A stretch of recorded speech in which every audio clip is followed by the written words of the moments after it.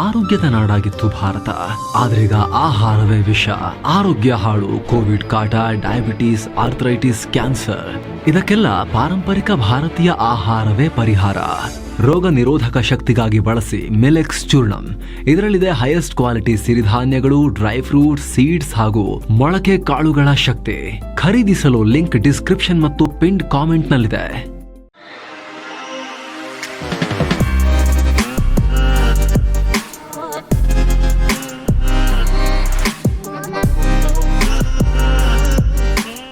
Hi friends, ದಿನದ ಎಲ್ಲ ಪ್ರಮುಖ ಸುದ್ದಿಯನ್ನ ನಿಮಗೆ ತಲುಪಿಸೋ mastmaga.comನ ಫುಲ್ ನ್ಯೂಸ್ಗೆ ಸ್ವಾಗತ. ನಾನು ಅಮರ್ ಪ್ರಸಾದ್. ಮಿಡಲ್ ಈಸ್ಟ್ನ ಮಹಾ ಸಂಘರ್ಷದ ತೀವ್ರತೆ ಮತ್ತೊಂದು ಹಂತಕ್ಕೆ ತಲುಪುವ ಸೂಚನೆ ಕಾಣಿಸ್ತಾ ಇದೆ.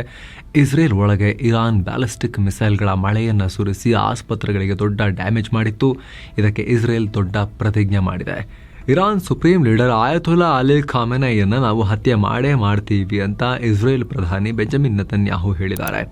ಇವತ್ತು ಬೆಳಗ್ಗೆ ಇರಾನ್ನ ಉಗ್ರ ಸರ್ವಾಧಿಕಾರಿಗಳು ಸರೋಖಾ ಹಾಸ್ಪಿಟಲ್ ಮತ್ತು ಇಸ್ರೇಲ್ ಮಧ್ಯಭಾಗದ ಮೇಲೆ ಮಿಸೈಲ್ ಹಾರಿಸಿದ್ದಾರೆ. ಇದಕ್ಕೆ ಇರಾನ್ನ ಡಿಕ್ಟೇಟರ್ಗಳು ಬೆಲೆ ತೆರಬೇಕಾಗತ್ತೆ. ಈಗ ನಮ್ಮಿಂದ ಯಾರೂ ತಪ್ಪಿಸಿಕೊಳ್ಳೋಕೆ ಸಾಧ್ಯ ಇಲ್ಲ. ನಮಗೆ ಎಲ್ಲ ಬಾಗಿಲುಗಳು ಓಪನ್ ಆಗಿವೆ. ಈಗ ಈ ವಿಚಾರವನ್ನೀಗ ಮಾಧ್ಯಮದ ಮುಂದೆ ಮಾತನಾಡದೇ ಇರೋದು ಉತ್ತಮ. ಖಾಮೆನೈ ನಮ್ಮಿಂದ ತಪ್ಪಿಸಿಕೊಳ್ಳೋಕೆ ಆಗಲ್ಲ ಅಂತ ಹೇಳಿದ್ದಾರೆ. ಅಲ್ಲದೆ ಯುದ್ಧದಲ್ಲಿ ಅಮೆರಿಕ ಇನ್ವಾಲ್ವ್ ಆಗಬೇಕೋ ಬೇಡವೋ ಅನ್ನೋದು ಅಧ್ಯಕ್ಷ ಟ್ರಂಪ್ಗೆ ಬಿಟ್ಟಿದ್ದು. ಅಮೆರಿಕಾಗೆ ಒಳ್ಳೇದೇನು ಬೇಕೋ ಅದನ್ನು ಟ್ರಂಪ್ ಮಾಡ್ತಾರೆ, ಹಾಗೆ ಇಸ್ರೇಲ್ಗೆ ಬೇಕಾಗಿದ್ದನ್ನು ನಾನು ಮಾಡ್ತೀನಿ. ಈ ಆಟ ಏನು ಅಂತ ಟ್ರಂಪ್ಗೆ ಚೆನ್ನಾಗಿ ಗೊತ್ತಿದೆ. ಹಾಗೊಂದು ವೇಳೆ ನಮಗೆ ಬೆಂಬಲ ಸಿಕ್ಕಿಲ್ಲ ಅಂದರೂ ಕೂಡ ಪರವಾಗಿಲ್ಲ, ಈ ಮಿಷನ್ನ ಒಬ್ಬಂಟಿಯಾಗಿ ನಡೆಸೋ ತಾಕತ್ತು ನಮಗಿದೆ ಅಂತ ಇಸ್ರೇಲ್ ಪ್ರೈಮ್ ಮಿನಿಸ್ಟರ್ ಹೇಳಿದ್ದಾರೆ. ನಮ್ಮ ಕಾರ್ಯಾಚರಣೆಯ ಕೊನೆಯಲ್ಲಿ ಒಂದು ಒಳ್ಳೆಯ ಫಲಿತಾಂಶ ಇರುತ್ತೆ. ಇಸ್ರೇಲ್ಗೆ ಇನ್ಮೇಲೆ ಯಾವುದೇ ಪರಮಾಣು ಹಾಗೂ ಬ್ಯಾಲಿಸ್ಟಿಕ್ ಅಪಾಯಗಳೇ ಇರೋದಿಲ್ಲ, ಆ ರೀತಿ ಮಾಡ್ತೀವಿ ಅಂತ ಹೇಳಿದ್ದಾರೆ. ಈ ಮೂಲಕ ಟ್ರಂಪ್ ಖಾಮೆನೈಯನ್ನು ಕ್ಷಮಿಸಲಿ ಬಿಡಲಿ, ಇಸ್ರೇಲ್ಗೆ ಏನು ಬೇಕೋ ಅದನ್ನು ನಾವು ಮಾಡೇ ಮಾಡ್ತೀವಿ ಅಂತ ನೆತನ್ಯಾಹು ಘೋಷಿಸಿದ್ದಾರೆ. ಇತ್ತ ಇಸ್ರೇಲ್ ರಕ್ಷಣಾ ಸಚಿವ ಇಸ್ರೇಲ್ ಕಾರ್ಡ್ಸ್ ಖಾಮೆನೈ ಜೀವಂತವಾಗಿ ಉಳಿಯೋಕೆ ಲಾಯಕ್ಕೆ ಇಲ್ಲ ಅಂತ ಹೇಳಿದ್ದಾರೆ. ಖಾಮೆನೈ ಇಸ್ರೇಲನ್ನು ಸರ್ವನಾಶ ಮಾಡೋದೇ ತನ್ನ ಗುರಿ ಅಂತ ಅಂದುಕೊಂಡಿದ್ದಾನೆ. ಮತ್ತು ಈತನ ಯಾಕೆ ಭೂಮಿ ಮೇಲೆ ಇರಬೇಕು, ಈತ ಬದುಕೋಕೆ ಲಾಯಕ್ಕಿಲ್ಲ. ಎರಡನೇ ಮಹಾಯುದ್ಧ ವೇಳೆ ಇಸ್ರೇಲ್ ಅನ್ನೋ ರಾಷ್ಟ್ರ ಇದ್ದಿದ್ರೆ ಆಗ ಹಿಟ್ಲರನ್ನು ನಾವು ಉಳಿಸ್ತಾ ಇರಲಿಲ್ಲ. ಈಗ ಈ ಖಾಮೆನೈ ಆಧುನಿಕ ಹಿಟ್ಲರ್ ಆಗಿದ್ದಾನೆ. ನಮ್ಮ ಗುರಿಯನ್ನು ಯಶಸ್ವಿಯಾಗಿ ಈಡೇರಿಸೋಕೆ ಈಗ ಆಲ್ರೆಡಿ ನಮ್ಮ ರಕ್ಷಣಾ ಪಡೆಗೆ ಆದೇಶ ಕೊಟ್ಟಾಗಿದೆ ಅಂತ ಇಸ್ರೇಲ್ ಕಾರ್ಡ್ಸ್ ಇದೆಲ್ಲ ಅವರು ಈ ರೀತಿ ಹೇಳಿಕೆ ಕೊಟ್ಟಿದ್ದಾರೆ. ಈ ಮೂಲಕ ಪರಿಸ್ಥಿತಿ ತುಂಬಾ ಬಿಗಿ ಆಗ್ತಾ ಇದೆ. ಆರಂಭದಲ್ಲಿ ಯುದ್ಧ ಶುರುವಾಗಿದೆ ಅಂತ ಹೇಳಿದಾಗ ಸಣ್ಣ ಕಾನ್ಫ್ಲಿಕ್ಟ್ ಇದು, ಯುದ್ಧ ಅಲ್ಲ ಅಂತ ತುಂಬಾ ಜನ ಅನ್ಕೊಂಡಿದ್ರು. ಆದರೆ ಈಗ ಸೀರಿಯಸ್ ಎಸ್ಕಲೇಷನ್ ಆಗಿ ಪೂರ್ಣ ಪ್ರಮಾಣದ ದೊಡ್ಡ ಯುದ್ಧನೇ ಆಗ್ತಾ ಇದೆ. ಇಸ್ರೇಲ್ ಕ್ಲಿಯರ್ ಆಗಿ ಇರಾನ್ನಲ್ಲಿ ಖಾಮೆನೈಯನ್ನೇ ಹತ್ಯೆ ಮಾಡೋಕೆ ಹೊರಟಿರೋದು ಕೂಡ ಸ್ಪಷ್ಟವಾಗಿ ಕಾಣಿಸ್ತಾ ಇದೆ. ಇದರ ನಡುವೆ ಇಸ್ರೇಲ್ ಮತ್ತು ಇರಾನ್ ನಡುವೆ ದಾಳಿ ಪ್ರತಿದಾಳಿ ವಿಪರೀತಕ್ಕೆ ಹೋಗ್ತಾ ಇದೆ. ಈಗ ಇಸ್ರೇಲ್ ಮೇಲೆ ಇರಾನ್ ಹಲವು ವಾರ್ ಹೆಡ್ಗಳಿರೋ ಅಂದರೆ ಸ್ಫೋಟಕಗಳಿರೋ ಮಿಸೈಲ್ ಹಾರಿಸಿದೆ ಅಂತ ಇಸ್ರೇಲಿ ಸೇನೆ ಹೇಳಿದೆ. ಅಲ್ಲದೆ ಟೆಲ್ ಅವ್ಯೂನಲ್ಲಿರೋ ನೆದರ್ಲ್ಯಾಂಡ್ಸ್ ಎಂಬಸಿ ಮೇಲೆ ಇರಾನ್ನಿಂದ ದಾಳಿಯಾಗಿದೆ. ಪರಿಣಾಮ ಎಂಬಸಿಗೆ ಸ್ವಲ್ಪ ಡ್ಯಾಮೇಜಸ್ ಆಗಿದೆ. ಸದ್ಯ ಸಿಬ್ಬಂದಿ ಯಾರಿಗೂ ಹಾನಿಯಾಗಿಲ್ಲ ಅಂತ ನೆದರ್ಲ್ಯಾಂಡ್ಸ್ ವಿದೇಶಾಂಗ ಸಚಿವಾಲಯ ಹೇಳಿದೆ. ಆ ಕಡೆ ಬಲ್ಗೇರಿಯಾ ಇರಾನ್ನಲ್ಲಿರೋ ತನ್ನ ಎಂಬಸಿಯನ್ನು ಕ್ಲೋಸ್ ಮಾಡಿದೆ. ಅಲ್ಲಿರೋ ತನ್ನ ರಾಜತಾಂತ್ರಿಕರನ್ನು ವಾಪಸ್ ಕರೆಸಿಕೊಂಡಿದೆ. ಇನ್ನೊಂದು ಕಡೆ ರಷ್ಯಾ ಅಧ್ಯಕ್ಷ ವ್ಲಾದಿಮಿರ್ ಪುಟಿನ್ ಮತ್ತು ಚೀನಾ ಅಧ್ಯಕ್ಷ ಶಿ ಜಿನ್ಪಿಂಗ್ ಫೋನ್ ಕಾಲ್ನಲ್ಲಿ ಮಾತನಾಡಿ ಇಸ್ರೇಲ್ ಇರಾನ್ ಸಂಘರ್ಷದ ಬಗ್ಗೆ ಡಿಸ್ಕಸ್ ಮಾಡಿದ್ದಾರೆ.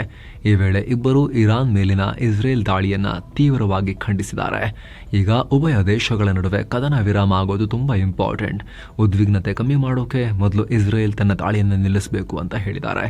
ಜೊತೆಗೆ ರಷ್ಯಾ ವಿದೇಶಾಂಗ ಸಚಿವಾಲಯದ ವಕ್ತಾರೆ ಮಾರಿಯಾ ಜಾಕರೋವಾ ಪ್ರತಿಕ್ರಿಯಿಸಿ ಅಮೆರಿಕ ಮಿಲಿಟರಿ ಏನಾದರೂ ಬಂದರೆ ಗಂಭೀರ ಪರಿಣಾಮ ಫೇಸ್ ಮಾಡಬೇಕಾಗುತ್ತೆ ಅಂತ ಎಚ್ಚರಿಕೆ ಕೊಟ್ಟಿದ್ದಾರೆ. ಆ ಮೂಲಕ ಅಮೆರಿಕ ಬಂದರೆ ನಾವು ಬರ್ತೀವಿ ಅನ್ನೋ ರೀತಿಯ ಹೇಳಿಕೆಯನ್ನು ಕಂಟಿನ್ಯೂಸ್ಲಿ 2ನೇ ದಿನ ಕೂಡ ರಷ್ಯಾ ಈಗ ನೀಡಿದೆ. ಹಾಗಾಗಿ ಪರಿಸ್ಥಿತಿ ಗಂಭೀರ ಆಗ್ತಾ ಇದೆ. ಇನ್ನೊಂದು ಕಡೆ ಅಮೆರಿಕದ ಒಳಗೆ ತೀವ್ರ ಕುತೂಹಲ ಮತ್ತು ಆತಂಕಕಾರಿ ಬೆಳವಣಿಗೆ ಆಗ್ತಾ ಇದೆ. ಇರಾನ್ ಜೊತೆ ಸಂಘರ್ಷ ಇರೋ ಟೈಮ್ನಲ್ಲಿ ಅಮೆರಿಕದ ಡೂಮ್ಸ್ ಡೇ ಪ್ಲೇನ್ ಅಥವಾ ಬೋಯಿಂಗ್ನ E-4B ನೈಟ್ ವಾಚ್ ವಿಮಾನ ಹೊರಗೆ ಬಂದಿದೆ.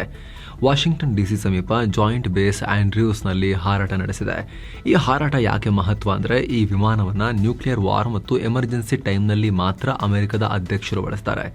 ಇವರ ಜೊತೆಗೆ ಅಮೆರಿಕ ರಕ್ಷಣಾ ಸಚಿವ ಮತ್ತು ಸೇನೆಯ ಹಿರಿಯ ಅಧಿಕಾರಿಗಳಿಗೆ ಆಕಾಶದಲ್ಲೇ ಕಮಾಂಡ್ ಸೆಂಟರ್ ಥರ ಫ್ಲೈಯಿಂಗ್ ಕಮಾಂಡ್ ಸೆಂಟರ್ ರೀತಿ ಇದನ್ನು ಡಿಸೈನ್ ಮಾಡಲಾಗಿದೆ.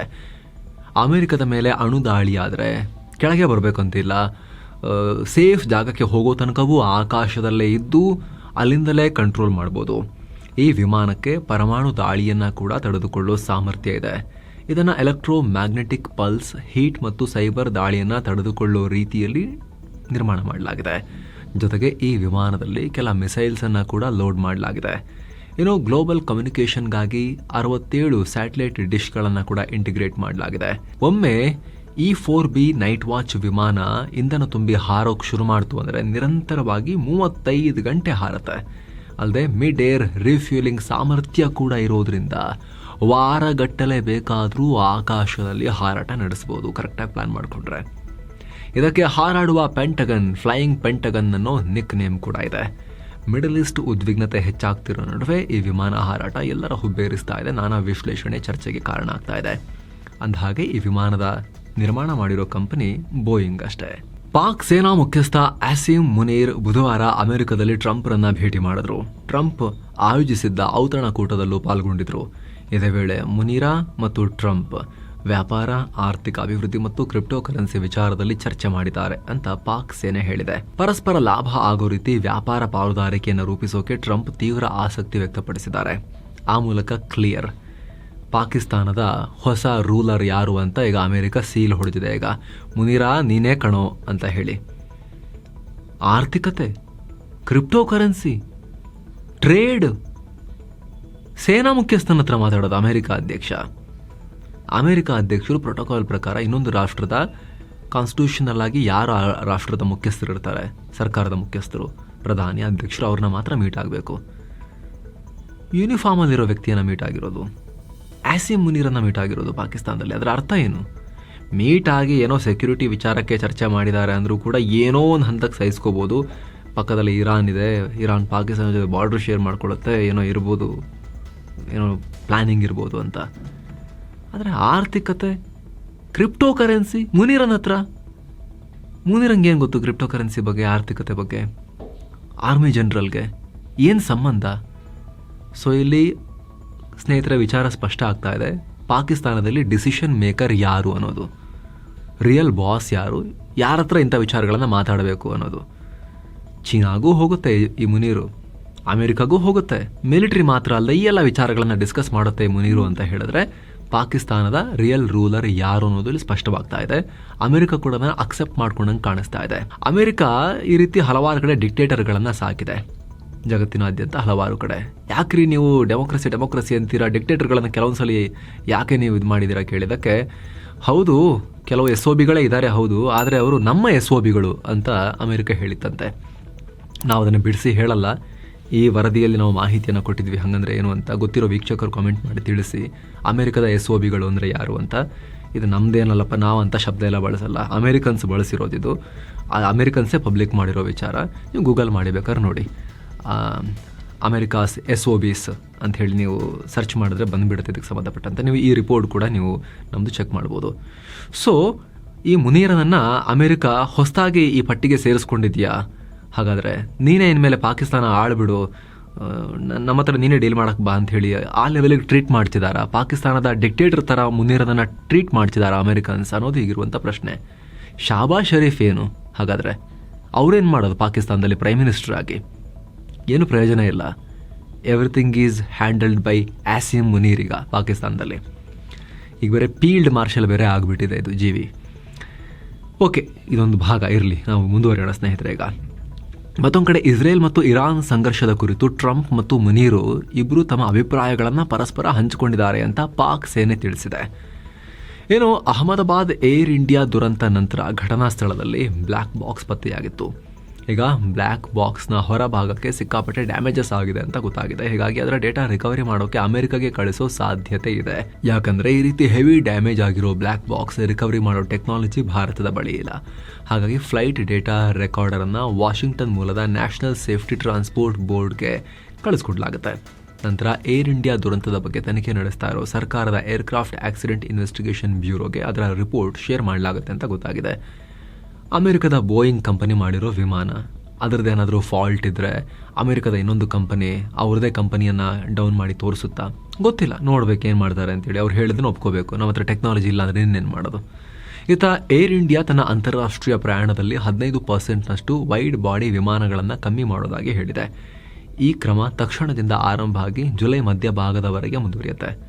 ನಮ್ಮ ಕಾರ್ಯಾಚರಣೆಯ ಸ್ಥಿರತೆಯನ್ನು ಗ್ಯಾರಂಟಿ ಮಾಡಿಕೊಳ್ಳೋಕೆ, ಎಫಿಷಿಯನ್ಸಿಯನ್ನು ಹೆಚ್ಚಿಸೋಕೆ ಮತ್ತು ಪ್ರಯಾಣಿಕರಿಗೆ ಅನಾನುಕೂಲತೆಯನ್ನು ಕಮ್ಮಿ ಮಾಡೋ ಉದ್ದೇಶದಿಂದ ಈ ನಿರ್ಧಾರ ಅಂತ ಏರ್ ಇಂಡಿಯಾ ಹೇಳಿದೆ. ಇನ್ನು ಈ ವಿಮಾನಗಳ ಕಡಿತದಿಂದ ತೊಂದರೆಗೊಳಗಾಗೋ ಪ್ರಯಾಣಿಕರಿಗೆ ಹೆಚ್ಚುವರಿ ಚಾರ್ಜ್ ಮಾಡದೆ ರೀಬುಕಿಂಗ್ ಅಥವಾ ಫುಲ್ ರೀಫಂಡ್ ಸೇರಿ ಪರ್ಯಾಯ ವ್ಯವಸ್ಥೆಯನ್ನು ಮಾಡ್ತೀವಿ ಅಂತ ಹೇಳಿದ್ದಾರೆ. ಜೊತೆಗೆ ಜೂನ್ 20ರಿಂದ ಜಾರಿಗೆ ಬರುವ ಅಂತಾರಾಷ್ಟ್ರೀಯ ಪ್ರಯಾಣದ ಪರಿಷ್ಕೃತ ವೇಳಾಪಟ್ಟಿಯನ್ನು ಪ್ರಕಟಿಸಲಾಗುತ್ತೆ ಅಂತ ಏರ್ ಇಂಡಿಯಾ ತಿಳಿಸಿದೆ. ಇತ್ತೀಚೆಗೆ ಜಡ್ಜ್ ಯಶವಂತ್ ವರ್ಮಾ ಮನೆಯಲ್ಲಿ ರಾಶಿ ಕ್ಯಾಶ್ ಸಿಕ್ಕ ಪ್ರಕರಣದ ತನಿಖೆಯನ್ನು ಸುಪ್ರೀಂ ಕೋರ್ಟ್ 3 ನ್ಯಾಯಮೂರ್ತಿಗಳ ಹೆಗಲಿಗೆ ಹೊರಿಸಿತ್ತು. ಪಂಜಾಬ್ ಹೈಕೋರ್ಟ್ ಮುಖ್ಯ ನ್ಯಾಯಮೂರ್ತಿ ಶೀಲ್ ನಾಗು, ಹಿಮಾಚಲ ಪ್ರದೇಶ ಹೈಕೋರ್ಟ್ ಮುಖ್ಯ ನ್ಯಾಯಮೂರ್ತಿ ಸಂಧ್ಯಾ ವಾಲಿಯಾ ಮತ್ತು ಕರ್ನಾಟಕ ಹೈಕೋರ್ಟ್ ನ್ಯಾಯಮೂರ್ತಿ ಅನು ಶಿವರಾಮನ್ ಈ ಕಮಿಟಿಯಲ್ಲಿದ್ದರು. ಈಗ ಇವರು ರಿಪೋರ್ಟ್ ಕೊಟ್ಟಿದ್ದಾರೆ. ಇದರಲ್ಲಿ ಜಡ್ಜ್ ಯಶವಂತ್ ವರ್ಮಾ ವಿರುದ್ಧ ಸಾಕ್ಷ್ಯಗಳು ಕಂಡು ಬಂದಿವೆ. ಅವರು ತಪ್ಪು ಎಸಗಿರುವುದು ಗೊತ್ತಾಗಿದೆ. 10 ಪ್ರತ್ಯಕ್ಷದರ್ಶಿಗಳ ಸಾಕ್ಷ್ಯವನ್ನ ಕೂಡ ವರದಿಯಲ್ಲಿ ಉಲ್ಲೇಖಿಸಲಾಗಿದೆ. ಯಶವಂತ್ ವರ್ಮಾರ ಮಗಳು ಸೇರಿ ಒಟ್ಟು 55 ಸಾಕ್ಷ್ಯಗಳನ್ನು ಕೂಡ ಇದರಲ್ಲಿ ಸೇರಿಸಿದ್ದಾರೆ. ಜೊತೆಗೆ ಜಡ್ಜ್ ಯಶವಂತ್ ವರ್ಮಾರನ್ನ ವಜಾಗೊಳಿಸುವಂತೆಯೂ ಈ ಸಮಿತಿ ಶಿಫಾರಸು ಮಾಡಿದೆ. ಕರ್ನಾಟಕದಲ್ಲಿ ಮಳೆ ಮುಂದುವರೆದಿದೆ. ಕಳೆದ 24 ಗಂಟೆಯಲ್ಲಿ ಉತ್ತರ ಕನ್ನಡ ಜಿಲ್ಲೆಯ ಸಿದ್ದಾಪುರ ತಾಲೂಕಿನ ವಾಜಗೋಡು ಅನ್ನೋ ಕಡೆ ಅತಿ ಹೆಚ್ಚು 70.5 ಸೆಂಟಿಮೀಟರ್ ಮಳೆಯಾಗಿದೆ. ಕರಾವಳಿ ಭಾಗದ ದಕ್ಷಿಣ ಕನ್ನಡ, ಉಡುಪಿ ಹಾಗೂ ಉತ್ತರ ಕನ್ನಡ ಜಿಲ್ಲೆಗಳಿಗೆ ಮುಂದಿನ 3 ದಿನ ಆರೆಂಜ್ ಅಲರ್ಟ್ ಘೋಷಿಸಲಾಗಿದೆ. ಪ್ರತಿ ಗಂಟೆಗೆ 50ರಿಂದ 60 ಕಿಲೋಮೀಟರ್ ವೇಗದಲ್ಲಿ ಗಾಳಿ ಬೀಸುತ್ತೆ. ಹೀಗಾಗಿ ಸಮುದ್ರಕ್ಕೆ ಇಳಿಯದಂತೆ ಮೀನುಗಾರರಿಗೆ ಹವಾಮಾನ ಇಲಾಖೆ ಎಚ್ಚರಿಕೆ ಕೊಟ್ಟಿದೆ. ದಕ್ಷಿಣ ಮತ್ತು ಉತ್ತರ ಒಳನಾಡಿನಲ್ಲಿ ಅಲ್ಲಲ್ಲಿ ಸಾಧಾರಣ ಮಳೆ ಆಗುತ್ತೆ ಅಂತ ಹವಾಮಾನ ಇಲಾಖೆ ಹೇಳಿದೆ. ಇನ್ನು ಕಾವೇರಿ ಜಲಾನಯನ ಪ್ರದೇಶದಲ್ಲಿ ಉತ್ತಮವಾಗಿ ಮಳೆ ಆಗ್ತಿರೋ ಕಾರಣ ಕೆಆರ್ಎಸ್ ಜಲಾಶಯದಲ್ಲಿ ನೀರಿನ ಮಟ್ಟ ಏರಿಕೆಯಾಗಿದೆ. ಸದ್ಯ 37.94 ಟಿಎಂಸಿ ನೀರು ಸಂಗ್ರಹ ಆಗಿದ್ದು ಜಲಾಶಯ ಭರ್ತಿಯಾಗೋಕೆ 9 ಅಡಿಯಷ್ಟೇ ಬಾಕಿ ಇದೆ. ಕರ್ನಾಟಕ ಸರ್ಕಾರದ 5 ಗ್ಯಾರಂಟಿ ಯೋಜನೆಗಳಲ್ಲೊಂದಾದ ಅನ್ನಭಾಗ್ಯ ಯೋಜನೆಗೆ ಅಕ್ಕಿ ಸಪ್ಲೈನಲ್ಲಿ ಸಮಸ್ಯೆಯಾಗುವ ಆತಂಕ ಶುರುವಾಗಿದೆ. ಯಾಕಂದ್ರೆ ಆಹಾರ ಧಾನ್ಯಗಳ ಟ್ರಾನ್ಸ್ಪೋರ್ಟ್ ಮಾಡ್ತಾ ಇದ್ದ ಕಾಂಟ್ರಾಕ್ಟರ್ಗಳಿಗೆ 250 ಕೋಟಿ ರೂಪಾಯಿಯಷ್ಟು ಸರ್ಕಾರ ಬಾಕಿ ಉಳಿಸ್ಕೊಂಡಿದೆ. ಸೊ ಈ ಬಾಕಿ ಹಣವನ್ನು ರಿಲೀಸ್ ಮಾಡುವಂತೆ ಬೇಡಿಕೆ ಇಡಲಾಗಿದೆ. ಇಲ್ಲಾಂದ್ರೆ ಜೂನ್ 5ರಿಂದ ಆಹಾರ ಧಾನ್ಯಗಳನ್ನು ಕಳಿಸೋದನ್ನೇ ನಿಲ್ಲಿಸ್ತೀವಿ, ಹಣ ಕೊಡದೇ ಇದ್ರೆ ಅಧಿಕಾರಿಗಳು ಮತ್ತು ಸರ್ಕಾರವೇ ಟ್ರಕ್ಗಳನ್ನು ಓಡಿಸಲಿ ಅಂತ ಲಾರಿ ಮಾಲೀಕರ ಅಸೋಸಿಯೇಷನ್ ಅಧ್ಯಕ್ಷ ಜಿಆರ್ ಷಣ್ಮುಗಪ್ಪ ಸರ್ಕಾರಕ್ಕೆ ಎಚ್ಚರಿಕೆ ಕೊಟ್ಟಿದ್ದಾರೆ. ತೀವ್ರ ಪರ ವಿರೋಧದ ನಡುವೆ ಕೂಡ ಸರ್ಕಾರಿ ಗುತ್ತಿಗೆಯಲ್ಲಿ ಮುಸ್ಲಿಮರಿಗೆ ರಾಜ್ಯ ಸರ್ಕಾರ ಮೀಸಲಾತಿಯನ್ನು ಕೊಟ್ಟಿತ್ತು. ಇದರ ಬೆನ್ನಲ್ಲೇ ವಸತಿ ಯೋಜನೆಯಲ್ಲೂ ಕೂಡ ರಾಜ್ಯ ಸರ್ಕಾರ ಅಲ್ಪಸಂಖ್ಯಾತರಿಗೆ ಮೀಸಲಾತಿಯನ್ನು ಹೆಚ್ಚಿಸಿದೆ. ಅಲ್ಪಸಂಖ್ಯಾತ ಸಮುದಾಯಗಳಿಗೆ 10% ಇರೋ ಮೀಸಲಾತಿಯನ್ನು 15%ಗೆ ಹೆಚ್ಚಿಸುವಂತೆ ವಸತಿ ಸಚಿವ ಜಮೀರ್ ಅಹಮದ್ ಖಾನ್ ಸಿಎಂ ಸಿದ್ದರಾಮಯ್ಯ ಮುಂದೆ ಪ್ರಸ್ತಾವನೆ ಇಟ್ಟಿದ್ರು. ಜಮೀರ್ರ ಈ ಪ್ರಸ್ತಾವನೆಯನ್ನ ಸಿಎಂ ಸಿದ್ದರಾಮಯ್ಯ ಸಂಪುಟ ಅಂಗೀಕರಿಸಿದೆ. ಈ ಮೀಸಲಾತಿ ಹೆಚ್ಚಳ ನಗರ ಮತ್ತು ಗ್ರಾಮೀಣಾಭಿವೃದ್ಧಿ ಇಲಾಖೆಗಳು ಜಾರಿಗೊಳಿಸೋ ಎಲ್ಲಾ ವಸತಿ ಯೋಜನೆಗಳಿಗೆ ಅನ್ವಯ ಆಗುತ್ತೆ. ವಿವಿಧ ಆಮಿಷವೊಡ್ಡಿ ಜನರನ್ನ ಕ್ರೈಸ್ತ ಧರ್ಮಕ್ಕೆ ಮತಾಂತರಿಸೋಕೆ ಪ್ರಯತ್ನ ಪಡುತ್ತಿದ್ದಾರೆ ಅನ್ನೋ ಆರೋಪದಲ್ಲಿ 2 ಆರೋಪಿಗಳನ್ನ ಚಿತ್ರದುರ್ಗ ಪೊಲೀಸರು ಬಂಧಿಸಿದ್ದಾರೆ. ಚಿತ್ರದುರ್ಗದ ಪ್ರಶಾಂತ ನಗರದ ಮನೆಯೊಂದರಲ್ಲಿ ಮೀಟಿಂಗ್ ನಡೆಸಿ ಮತಾಂತರಕ್ಕೆ ಪ್ರಯತ್ನ ಪಡ್ತಾ ಇದ್ದಾರೆ ಅನ್ನೋ ಆರೋಪ ಇತ್ತು.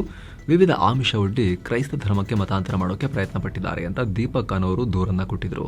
ಈ ದೂರಿನ ಆಧಾರದಲ್ಲಿ ಧನಂಜಯ್ ಮತ್ತು ಜೋಶೇವಾ ಇಸ್ರೇಲ್ ಅನ್ನೋರನ್ನ ಬಂಧಿಸಲಾಗಿದೆ. ಪ್ರತಿ ವರ್ಷ 10 ದಿನ ನಡೆಯೋ ವಿಶ್ವವಿಖ್ಯಾತ ಮೈಸೂರು ದಸರಾ ಈ ಸಲ 11 ದಿನ ನಡೆಯುತ್ತೆ. ದಸರಾ ಇತಿಹಾಸದಲ್ಲೇ ಬಹುಶಃ ಇದೇ ಮೊದಲ ಬಾರಿಗೆ 11 ದಿನ ಅಂತ ಹೇಳ್ತಾ ಇದ್ದಾರೆ. ಪಂಚಾಂಗದ ಪ್ರಕಾರ ಈ ಬಾರಿ ಪಂಚಮಿ ತಿಥಿ 2 ದಿನ ಬಂದಿರೋ ಕಾರಣ ದಸರಾ 11 ದಿನ ಆಗುತ್ತೆ. ಸೆಪ್ಟೆಂಬರ್ 22ಕ್ಕೆ ದಸರಾ ಉದ್ಘಾಟನೆಗೊಳ್ಳಲಿದ್ದು ಅಕ್ಟೋಬರ್ 2ಕ್ಕೆ ವಿಜಯದಶಮಿ ಆಚರಿಸಲಾಗುತ್ತೆ. ಸಾಲು ಸಂಕಷ್ಟ ಫೇಸ್ ಮಾಡ್ತಿರೋ ವಿಶ್ವದ ನಂಬರ್ 1 ಶ್ರೀಮಂತ ಇಲಾನ್ ಮಸ್ಕ್ಗೆ ಮತ್ತೊಂದು ವೈಫಲ್ಯ. ರೆಗ್ಯುಲರ್ ರೂಟೀನ್ ಟೆಸ್ಟ್ ನಡೆಸುವಾಗ ವಿಶ್ವದ ಅತಿದೊಡ್ಡ ರಾಕೆಟ್ ಸ್ಟಾರ್ಶಿಪ್ ಬ್ಲಾಸ್ಟ್ ಆಗಿದೆ. ಟೆಕ್ಸಾಸ್ನ ಸ್ಟಾರ್ ಬೇಸ್ ಉಡಾವಣಾ ಕೇಂದ್ರದಲ್ಲಿ ಭಾರಿ ಬೆಂಕಿ ಕಾಣಿಸಿಕೊಂಡು ಸ್ಫೋಟ ಆಗಿದೆ. ಶೀಘ್ರದಲ್ಲಿ ಸ್ಟಾರ್ಶಿಪ್ನ 10ನೇ ಟೆಸ್ಟ್ ಫ್ಲೈಟ್ ಇತ್ತು. ಇದಕ್ಕೆ ತಯಾರಿ ನಡೆಸುವಾಗ ಸ್ಫೋಟ ಆಗಿದೆ. ಅದೃಷ್ಟವಶಾತ್ ಯಾವುದೇ ಪ್ರಾಣಹಾನಿ ಉಂಟಾಗಿಲ್ಲ. ಯಾಕಾಯಿತು? ತನಿಖೆ ನಡೀತಾ ಇದೆ. ಇನ್ನು ಭಾರತದ ಷೇರುಪೇಟೆ ರೆಡ್ನಲ್ಲೇ ಎಂಡ್ ಆಗಿದೆ. ದಿನದ ವಹಿವಾಟಿನ ಅಂತ್ಯಕ್ಕೆ ಸೆನ್ಸೆಕ್ಸ್ 82 ಪಾಯಿಂಟ್ ಬಿದ್ದು 81,361ಕ್ಕೆ ತಲುಪಿದೆ. ನಿಫ್ಟಿ 18 ಪಾಯಿಂಟ್ಸ್ ಬಿದ್ದು 24,793ಕ್ಕೆ ರೀಚ್ ಆಗಿದೆ. ಇಸ್ರೇಲ್ ಇರಾನ್ ಸಂಘರ್ಷ ಭಾರತದ ಷೇರು ಮಾರುಕಟ್ಟೆ ಮೇಲೆ ಪರಿಣಾಮ ಬೀರಿದ್ದು ಷೇರುಪೇಟೆಗೆ ಸ್ವಲ್ಪ ಲಾಸ್ ಆಗಿದೆ. ಸ್ಮಾಲ್ ಕ್ಯಾಪ್ ಮತ್ತು ಮಿಡ್ ಕ್ಯಾಪ್ ಕಂಪನಿಗಳು ಭಾರಿ ಲಾಸ್ ಮಾಡಿಕೊಂಡಿವೆ. ಒಂದೇ ಸೆಷನ್ನಲ್ಲಿ ಹೂಡಿಕೆದಾರರು 4 ಲಕ್ಷ ಕೋಟಿ ರೂಪಾಯಿನಷ್ಟು ಗೇನ್ ಅನ್ನ ಕಳ್ಕೊಂಡಿದ್ದಾರೆ. Bajaj Finance, Shriram Finance, Adani Ports ಷೇರುಗಳು ಕೆಂಪು ಪಟ್ಟಿಯಲ್ಲಿ ಕಾಣಿಸಿಕೊಂಡಿವೆ. ಅತ್ತ ಟಾಟಾ ಕನ್ಸ್ಯೂಮರ್, ಐಷರ್ ಮೋಟಾರ್ಸ್ ಮತ್ತು ಮಹೀಂದ್ರ ಅಂಡ್ ಮಹೀಂದ್ರ ಕಂಪನಿ ಷೇರುಗಳು ಗ್ರೀನ್ನಲ್ಲಿದ್ವು. ಡಾಲರ್ ಮುಂದೆ ರೂಪಾಯಿ ಮೌಲ್ಯ 30 ಪೈಸೆ ಕುಸಿದು 86 ರೂಪಾಯಿ 76 ಪೈಸೆಯಾಗಿದೆ. ಇರೋ ಚಿನ್ನ ಮತ್ತು ಬೆಳ್ಳಿ ಬೆಲೆ ವಿಚಾರಕ್ಕೆ ಬಂದರೆ 24 ಕ್ಯಾರೆಟ್ನ 10 ಗ್ರಾಂ ಚಿನ್ನದ ಬೆಲೆಯಲ್ಲಿ 193 ರೂಪಾಯಿ ಕಮ್ಮಿಯಾಗಿ 99,261 ರೂಪಾಯಿ ಆಗಿದೆ. 22 ಕ್ಯಾರೆಟ್ನ 10 ಗ್ರಾಂ ಚಿನ್ನದ ಬೆಲೆಯಲ್ಲಿ 180 ರೂಪಾಯಿ ಕಮ್ಮಿಯಾಗಿ 90,920 ರೂಪಾಯಿ ಆಗಿದೆ. 1 ಕೆಜಿ ಬೆಳ್ಳಿ ಬೆಲೆಯಲ್ಲಿ 2,029 ರೂಪಾಯಿ ಕಮ್ಮಿಯಾಗಿ 1,07,383 ರೂಪಾಯಿ ಆಗಿದೆ.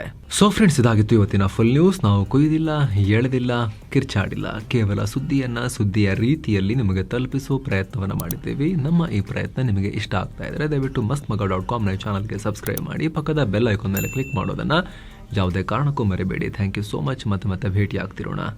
ನಮಸ್ತೆ.